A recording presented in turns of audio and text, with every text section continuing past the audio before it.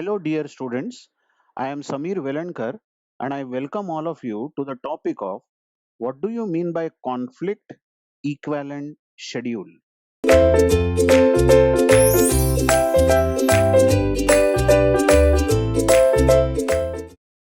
So, we'll see an example, and in the example, we will get our concepts clear about what do you mean by schedules being conflict equivalent.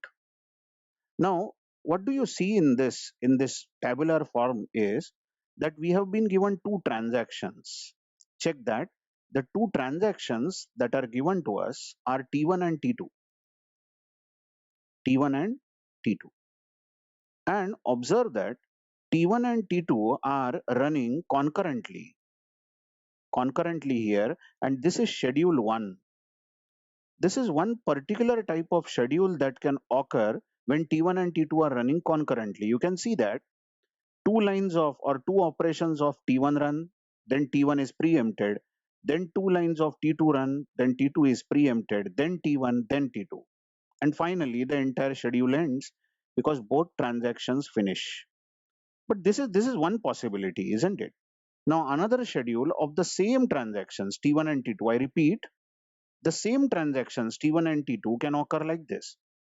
All operations of T1 run and then all operations of T2 run. Note that this is serial schedule, which is of course possible, isn't it? Which is surely possible. So this is a concurrent schedule where there is some interleaving getting done, whereas this is a serial schedule. Just observe before you go ahead that we are talking about the same transactions T1 and T2, okay? You can see what are the statements in T1. Read A, write A, read B, write B. You observe this is transaction T1. Read A, write A, read B, write B. And the same transaction we are talking about here. Read A, write A, read B, write B. Similarly, you observe this transaction T2. Same transaction we are talking about here. Okay. So these are the two possible schedules given the two transactions T1 and T2. What is the question asked is, are these two schedules equivalent? Just check the word equivalent over here. Which equivalence are we talking about? Are these two schedules equivalent? We are talking about conflict equivalence.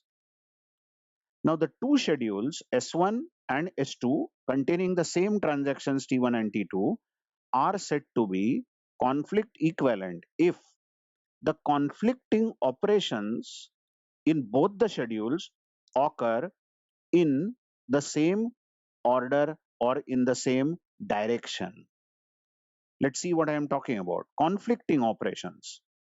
First of all, have a look at only S1. Just don't look at S2. Let's look at this schedule. Two transactions T1 and T2 are running concurrently. Let's start with the first operation. As this T1 starts first, isn't it? This is the first operation. Read A. Now you search T2. For this operation read A, you search T2 and you just check, is there any conflicting operation in T2 which occurs after this operation? Yes, there is an operation write A. Just observe this. Read data item A in T1, whereas write data item A, the same data item A in T2. This is a conflicting operation. Whereas read, this what I am underlining, read is not a conflicting operation. So you recall read write, correct? Write on the same data item in two transactions T1 and T2 are conflicting operations. Whereas read, for example, if I have read A in T1 and read A in T2, then these two are not conflicting. Okay, so we have found one conflicting operation from T1 to T2. In T1, read A, but then later on in T2, after this read A, later on in T2, there is write A. So this is conflicting. Okay, let's resume again.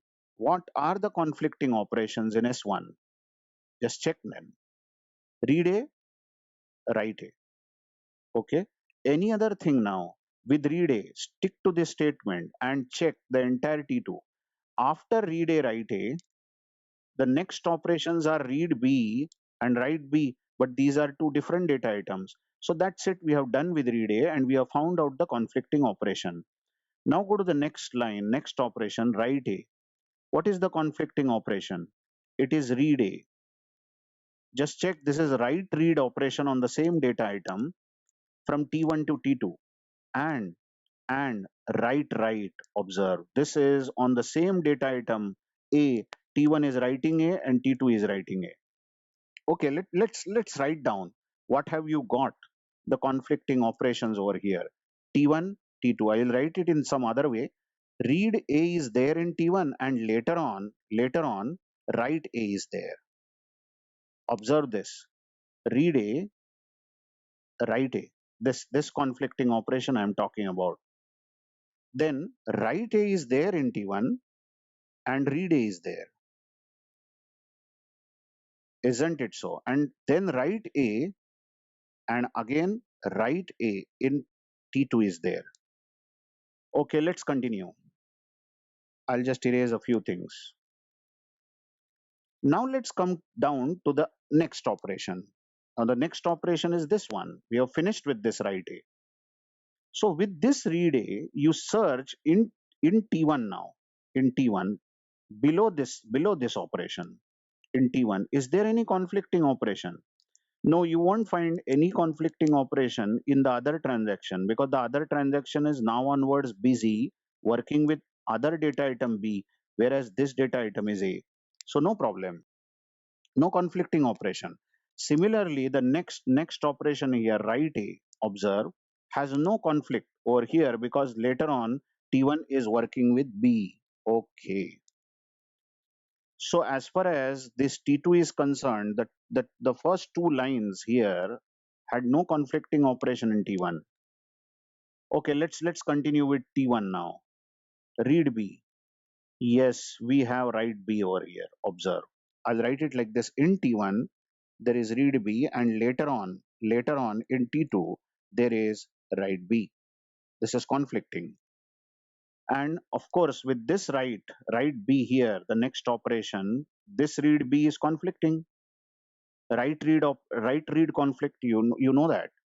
So write B is there in T1 followed by read B in T2. Also, this write operation is conflicting with this write which is on the same data item B. So write B is there in T1 and later on write B is there in T2. So 6 conflicting operations, and the operations which occur in T1 are written and the operations which occur in T2 are written. This is about schedule S1. Now we are talking about conflict equivalence. Is this schedule conflict equivalent with S2 is the question. Two different schedules are given. Now the two schedules are said to be conflict equivalent if this second schedule also has same, check my words, same conflicting operations and in the same direction. That is from T1 to T2. So let's see with this first operation in T1. As T1 starts first, read A. Read A in T1 conflicts with write A of T2. And then it doesn't because there is read B and write B. So data item A we are talking about. So B is separate data item. You just check. This was conflicting operations for S1, isn't it? And we are checking conflicting operations for S2 and read A write A is there. Read A write A. Observe this. Now let's go for the next operation, write A. Write A will conflict with read A. Write read conflict. And you can see write A conflicts with read A even in S1. So till now we are getting the same conflicting operations. What about write A and write A? Observe this. Write A. This write A conflicts with this write A, isn't it? That's the next conflict which we saw in S1. What about the next thing? Read B. Read B in T1 conflicts with write B of T2. Yes, read B conflicts with write B. Observe this. And write B conflicts with read B. Yes, write B conflicts with read B. Check this.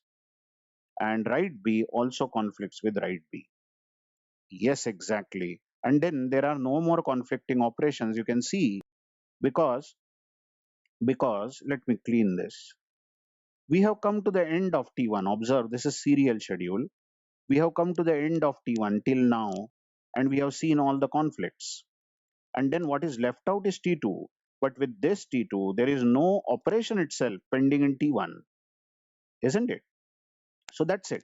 There are 6 conflicts in S2, and there are 6 conflicts in S1, and they occur exactly same in both the schedules. So we say the conflicts which occur in S1 are same as conflicts which occur in S2.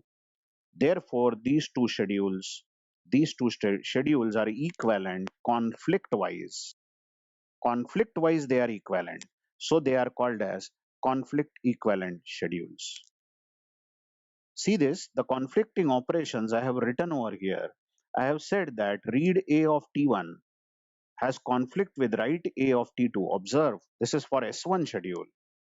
So whatever I was discussing has been noted down here. Read A has a conflict with write A, observe, of T2. Similarly, write A of T1 has conflict with write A of T2. See this, write A of T1 has conflict with read A, I'm sorry, of T2, and write A has conflict with write A. That's the third conflict. And similarly, 6 conflicts have been shown. You know the remaining conflicts are read B with write B and write B with read B and write B. Isn't it so? And the same conflicts occur in S2 also.